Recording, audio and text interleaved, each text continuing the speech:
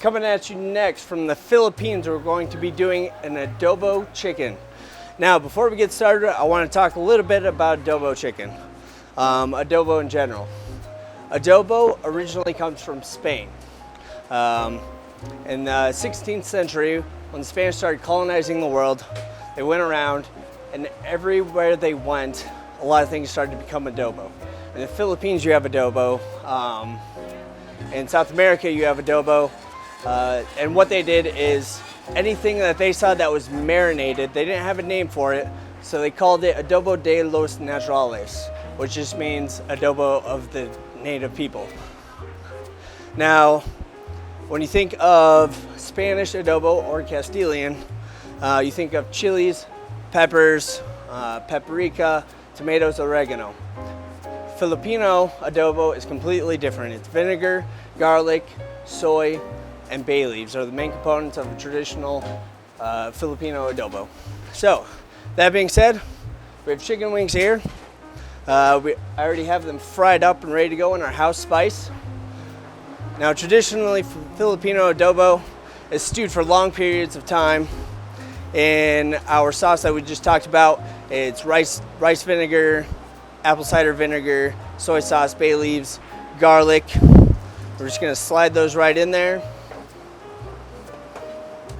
Stir it up a little bit. We're gonna let this cook for a little bit. Now, the whole point of this dish when it was in its creation was when the workers in the Philippines had to go into the mountains and they had to work all day. How do you bring food with you? Now, that's how this dish was created. Half of this dish is vinegar, so when it gets stewed and held in its sauce for a long period of time, it acts as a preservative, so you can go to work all day, eat your lunch still, and not have to worry about getting sick from food poisoning. So we got this going, stewing. Like I said, this goes for long periods of hours. I stewed this sauce for probably about 2 hours earlier today, just to get to the point where we could increase the time we cook it. It still gets all the flavor we have into it. We're not trying to preserve anything, so we don't really need to braise it or stew it for hours and hours and hours. So we're gonna let this reduce for a second here. Now, there's a few different types of adobo in Filipino culture. You have black adobo, which is soy based. You have white adobo, which is salt based. You have yellow adobo, which is heavy on turmeric, so it makes it yellow, kind of like a curry would in a way. From there, you can also add livers. Is a very large thing that they add into it. Really across time, coconut milk. Over the ages, it's grown to be a multi-regional dish where every region in the Philippines has their own style. So we're gonna let this go. Go. Just about there. There's a lot of bay leaves in this. So for this one dish, there's 15 bay leaves.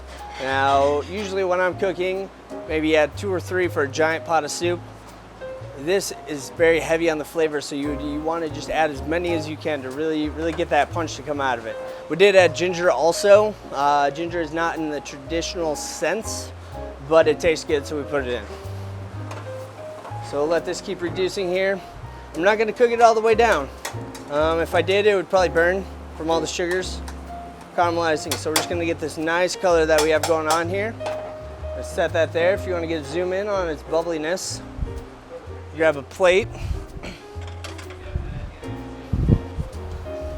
Now we're going to be garnishing this with a mixture of herbs. So it's not a very sweet dish. It's very acidic, very vinegary. So we're going to add a whole bunch of fresh herbs on top of it: basil, cilantro, scallion, and mint, just to give it a nice freshness at the end. So here we go. We'll start plating. Let's see here. Boom, boom, boom. Now, just for the garnish, we're also going to kind of throw in some of these bay leaves. Just kind of give that real naturalistic look.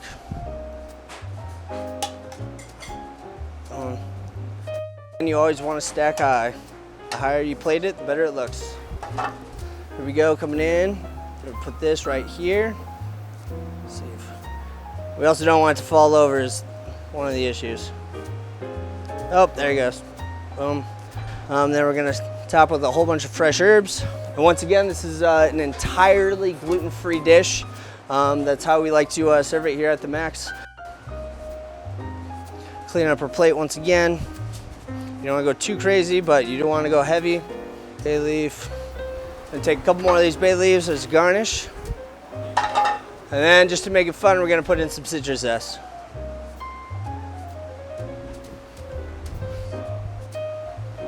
Clean up our plate here. And here you have it. You have the Filipino adobo chicken.